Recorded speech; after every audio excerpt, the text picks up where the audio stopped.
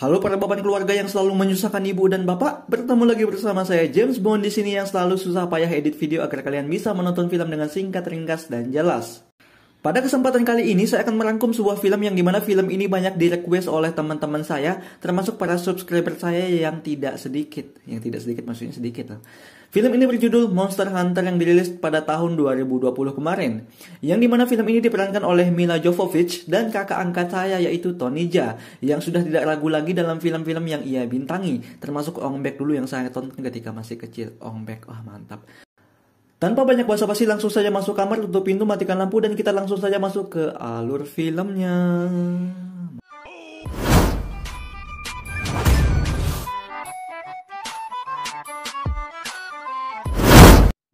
Pada awal film kita akan melihat sebuah kapal yang sedang berlayar di sebuah gurun pasir. Iya, gurun pasir, bukan laut anjir. Nggak tahu kenapa, aneh banget.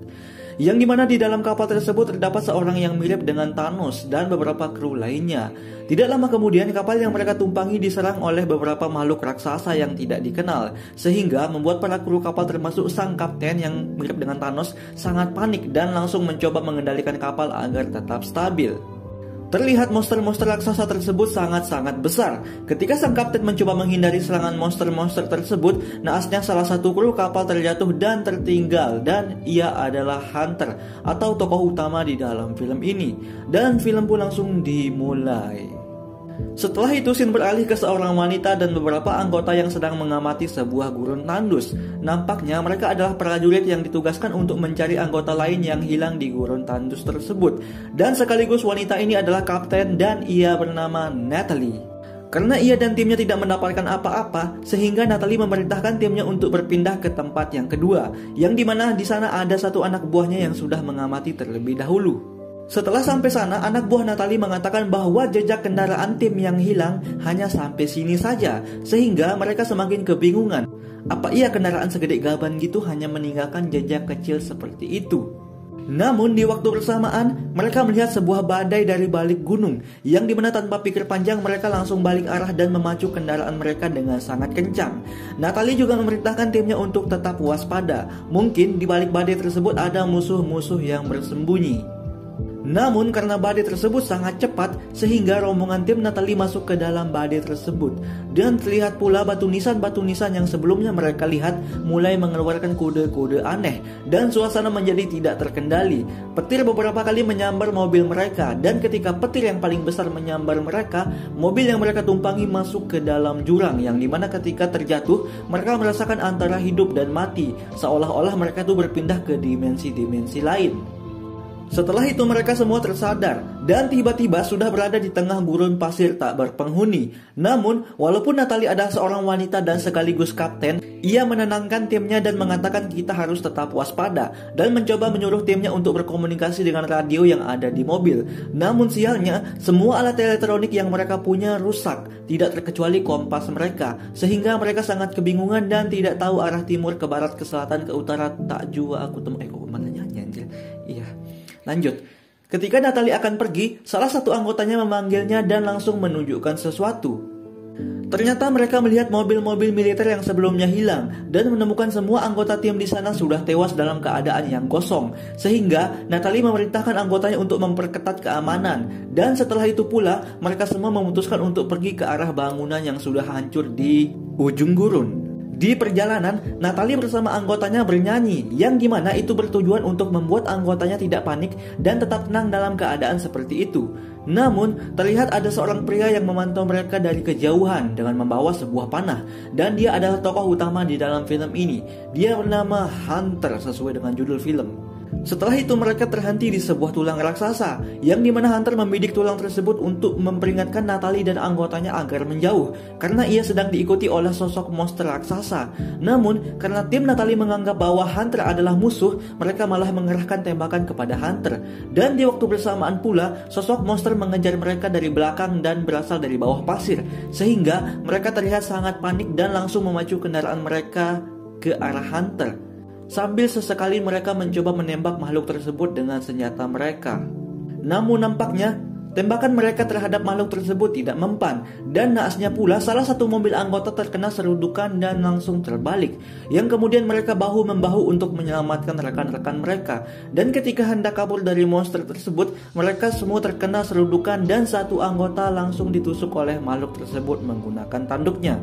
Namun, anggota yang ditusuk tersebut melepaskan sebuah granat yang langsung membuat makhluk tersebut sedikit lemah.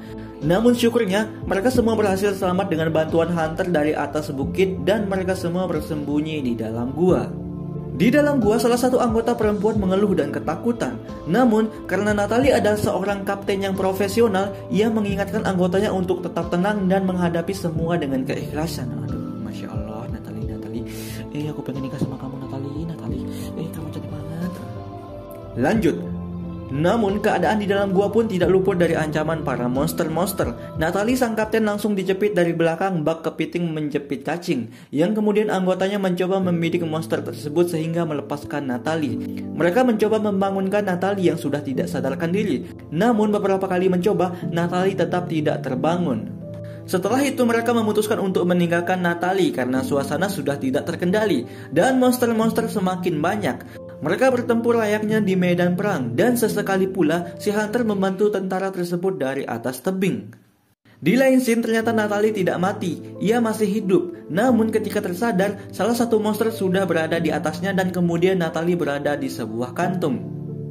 Yang dimana kantung tersebut mirip seperti kepompong. Natalie mencoba melepaskan dirinya. Setelah itu, ia melihat keadaan sekitarnya dan melihat semua teman-temannya sudah tewas. Nampaknya mereka berada di sarang monster tersebut. Kemudian Natalie mengambil alat-alat militer yang tersisa dan langsung mencoba berjalan. Ia menyalakan lampu darurat karena terlalu gelap di sana. Dan ketika sedang melihat sekitar, ternyata salah satu temannya yaitu si Udin masih hidup. Dan mereka mencoba mencari jalan keluar. Namun, karena si Udin sangat kesakitan, Natalie mencoba memeriksa lukanya dan ternyata di perut si Udin sudah bersarang anak-anak dari monster tersebut. Dan bersamaan pula salah satu monster yang sangat besar ada di depan mereka dan langsung memangsa si Udin hingga tewas. Natalie mencoba untuk lari. Beberapa kali kakinya ditarik oleh makhluk tersebut. Namun karena dia adalah seorang kapten yang tidak kenal kata menyerah, ia berhasil keluar dari sarang tersebut. Dan faktanya juga, monster tersebut tidak berani dengan sinar matahari. Dengan kata lain, mereka akan terbakar jika terkena sinar matahari. Dan bagongnya lagi, posisi Natalie berada di sebuah batu besar di tengah gurun pasir yang sangat tandus.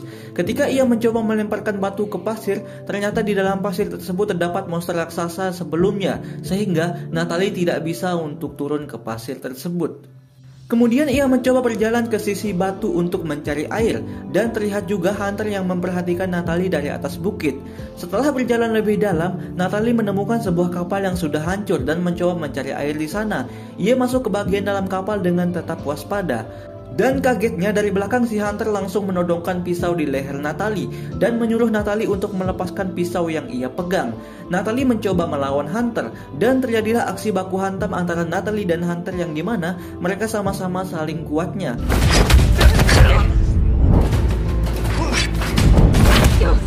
Namun karena Hunter adalah pemeran utama di dalam film ini, jadi sang penulis naskah pasti memenangkan Hunter. Alah, udah bisa ditebak alurnya anjir.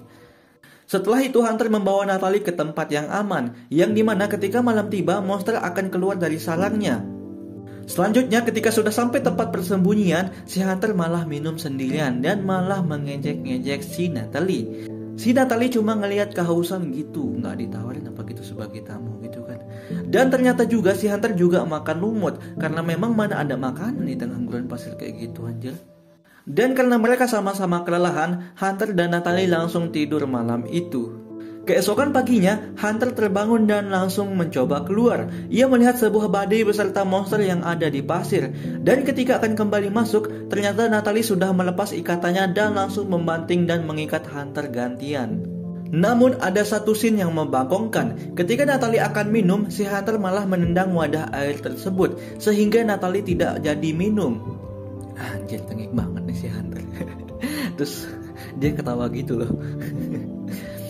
Namun karena Natalie yang sudah sangat kesal, sehingga ia melempar sesambahan dari si Hunter dengan sebuah kayu. Hunter yang melihat tuhannya dilempar oleh Natalie langsung bangun dan mengejar Natalie. Namun di situ terjadi aksi baku hantam lagi, yang dimana mereka berdua yang sama kuatnya saling membanting satu sama lainnya. Aduh, serius keren banget acting Tony Jaa di sini, apalagi seimbang sama Natalie yang sama-sama kuat gitu. Nggak ada yang lemah, jadi mereka tuh 50-50 lah, satu sama. Karena aksi saling dorong satu sama lainnya, akhirnya si Hunter tergelincir ke sarang monster yang mirip kalajengking tersebut. Dan beberapa monster mencoba mendekati Hunter. Namun baiknya lagi si Natalie datang dan langsung menarik si Hunter. Aduh, baik banget pada studi. Natalie mencoba menenangkan Hunter yang masih sensitif dan mencoba memberi sebuah permen kepada Hunter. Aduh anjir, kayak anak kecil aja dikasih permen. Dan bagongnya pula, si Hunter malah doyan dan sedikit mulai tenang. Dan si Hunter memberikan minuman kepada Natalie sebagai balas budi bahwa Natalie sudah memberikan permen kepada Hunter. Selanjutnya, Hunter mengajak Natalie untuk pergi ke sebuah badai, yang dimana badai tersebut yang membawa Natalie ke tempat itu. Namun mereka mempunyai halangan, yaitu salah satu monster raksasa yang ada di dalam pasir. Sebelum melakukan rencananya, Hunter mengajak Natalie ke tempat monster kecil tersebut dan mencoba menjelaskan ke Natalie dengan bahasa isyarat bahwa kita akan meracuni monster raksasa tersebut dengan monster kecil ini. Dan Natalie pun langsung setuju dengan rencana Hunter. Ketika malam tiba, Natalie memancing monster kecil tersebut ke arah yang sudah mereka atur. Dan di situ Hunter langsung menebas kepala monster tersebut dengan pedang God of War, yang dimana mereka langsung mengambil bagian tubuh dari monster tersebut dan langsung kabur. Terlihat para monster mengelilingi tempat persembunyian mereka. Nampaknya semua monster ini ingin balas dendam karena Natalie dan Hunter telah membunuh teman-teman mereka. Kemudian ketika pagi tiba, si Hunter membelah bagian tubuh monster tersebut, yang dimana cairannya akan dijadikan sebuah racun bagi monster raksasa yang ada di dalam pasir. Mereka mulai mempersiapkan semuanya, yaitu Hunter dengan anak panahnya yang beracun dan Natalie membuat sebuah senjata rakitan yang mirip dengan panah. Mereka berdua juga berlatih pedang, yang dimana Hunter mengajarkan Natalie cara memakai pedang. Bener-bener epic banget nih film. Setelah semua siap dengan matang, si Hunter mulai menjalankan rencananya dengan melempar tong kosong ke tengah padang pasir agar monster tersebut tidak melihat mereka berlari. Namun tetap saja mereka ketahuan oleh monster tersebut dan monster tersebut langsung mengejar mereka dari belakang. Natalie yang sudah sangat dekat dengan mobil mencoba mengambil senjata yang ada di mobilnya, dan si Hunter yang menjadi umpan. Dan hebatnya lagi, ketika monster tersebut akan menyerang Hunter, Hunter langsung membidik mata makhluk tersebut dengan ujung panah yang sudah beracun, sehingga makhluk tersebut agak sedikit mengamuk dan si Hunter terpental. Dan untung saja ada Natalie yang langsung mengarahkan senapan mesin ke monster tersebut, sehingga sekarang monster tersebut mengincar Natalie. Dan ketika monster tersebut mendekat, Natalie langsung mengarahkan bazooka ke monster tersebut, dan monster itu langsung terpental. Namun tetap saja di situ terjadi pertarungan yang sangat sengit. Monster tersebut tidak mudah untuk dikalahkan. Beberapa kali mereka melukai monster tersebut, namun tetap saja monster tersebut sangat kuat. Dan ketika Natalie menusukkan pedang ke kepala monsternya, dengan terpaksa monster tersebut langsung mati di tempat dan menyerah dengan Natalie dan Hunter yang sangat kuat.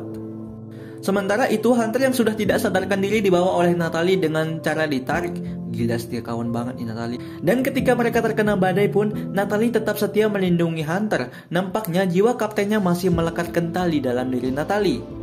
Keesokan paginya, Natalie terbangun di hamparan pasir yang sangat tebal, yang dimana Hunter juga sudah sadar. Setelah itu mereka mulai berjalan lagi. Berjalan sangat jauh sampai tiba di sebuah gundukan hutan. Dan syukurnya mereka menemukan sebuah air dan banyak binatang di sana. Namun ketika Natalie hendak minum, ada satu monster yang akan menyerangnya dari dalam air. Dan refleks si Hunter langsung membantai monster tersebut dan langsung memasaknya.